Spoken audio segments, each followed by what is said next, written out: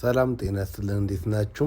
ዛሬ ለነገራችሁ የመጣሁኝ ይሄ በሬ ሲያመነጅግ እንዲካፉ መኖን ይጥላል። ቀኑን ሙሉ የበላውን መልሶ እንዲህ ይተፋልና ስለዚህ የዚህ ችግር ምንድነው? መነሻውስ ምንድነው የሚለውን አንዳንድ ነገር ልነግራችሁ መጥቻለሁ።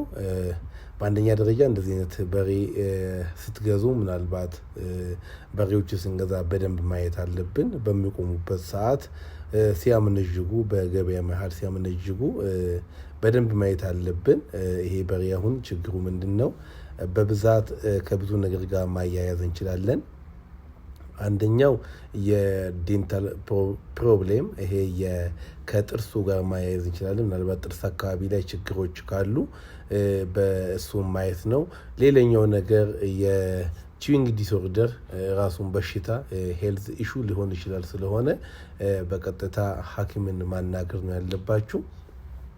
በተለይ ደግሞ በከፍተኛ ደረጃ በሬዎች ዋይኖት በጎችም አኒማሎች ለምን የፈለጉ አይሆንምና እንዲህ የሚሆኑት በብዛት በሆዳቸው ውስጥ የፕላስቲክ ሲኖሩ ነው፣ የፔስታሎች ሲኖሩ ነው። አሁን ይህም በሬ ትንሽ ለማጥናት ለመመርመር ዲያግኖስ ለማድረግ ሞክሬያለሁና የዚህ በሬ ችግር በከፍተኛ ሁኔታ የፔስታል ክምችት በሆዱ ውስጥ አለና ይሄ ፔስታል ክምችት እንዴት ነው የምናውቀው? ምንድነው ደግሞ በቀላሉ ልንገራችሁ። አንደኛ ነገር በስተግራ በኩል በጨጓራ በኩል የጨጓራ ሞቲሊቲ ወይም ደግሞ የጨጓራ እንቅስቃሴ ማየት ነው። ጨጓራዎች ሲንቀሳቀሱ ቀስ ብሎ ስናይ ምንድነው ያበጠ ነገር፣ ጠጠር ያለ ነገር ወደዚህ ወጣ እያለ ይሄዳል። በእጃችን ነካክተን ብናየው እጃችን ስር ልክ አጥንት እንዳለ ነገር ያሳየናል። ስለሆነ እሱ ደግሞ ምንድነው የሚያሳየው? የተበላ ፔስታል በሆድ ውስጥ በቆየ ቁጥር እየተገመደና እንዲሁም ደግሞ ጠንካራ እየሆነ ይሄድና ቦታን ይይዛል። በዛ ሰዓት ነው፣ ቦታ በያዘ ሰዓት ነው ሲያመነጅግ ይሄ ችግር የሚያመጣውና የሚገርማችሁ ይሄ በሬ ቀኑን ሙሉ የበላውን ቆሞ ሲያመነጅግ ይተፋል። ይሄ ማለት እንደዚህ አይነት በሬዎች ምንድናቸው የሚሆኑት? የመደለብ ሁኔታቸው እንዲሁም የጤና ሁኔታው በጣም ጥያቄ ውስጥ ነው የሚሆነው። በብዛት አንድ በሬ ወይም ደግሞ አንድ ከብት ሲያመነጅግ ከጨጓራ እስከ አፍ ውስጥ ያለው ሂደት አንድ ጊዜ ለማመንጀግ ቢያንስ 1 ደቂቃ ወይ ደግሞ 59 ሰከንድ ይፈጅበታል። ስለሆነ በዚህ መሀል ላይ ነው አመንጅጎ ወደ ኋላ መመለስ ያለበት።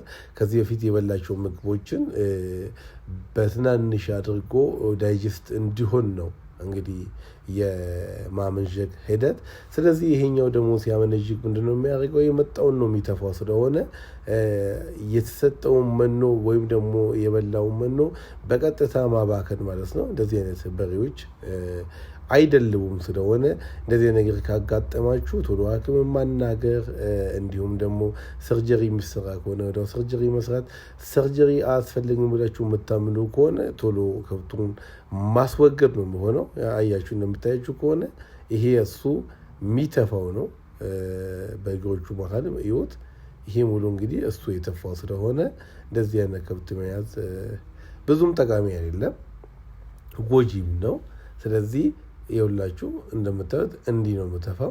ስለዚህ ከብቶች ስትገዙ መጠንቀቅ አለባችሁ። በተለይ ፀጉሮቹ አካባቢ የጀርባ ፀጉሮቹ በጣም የሚቆም ለጥ ያላለ ከሆነ ክሳት ምንም ችግር የለውም። ግን ፀጉሮቹ በጣም የሚቆሙ ከሆኑ እነዚህን መጠቀቅና እንደዚህ አይነት ከብት መሸሽ ነው። ዞሮ ዞሮ የዚህ በሬ ትርፍ ክሳራ ነው የሚሆነው። ስለሆነ በብዛት ባካችሁ ተጠቀቁ። ሕክምና ማድረግም ግድ ስለሆነ እንደዚህ አይነት ነገር ማየት አለባችሁ። አብዲ ለገሰ ነኝ። መልካም ቀን።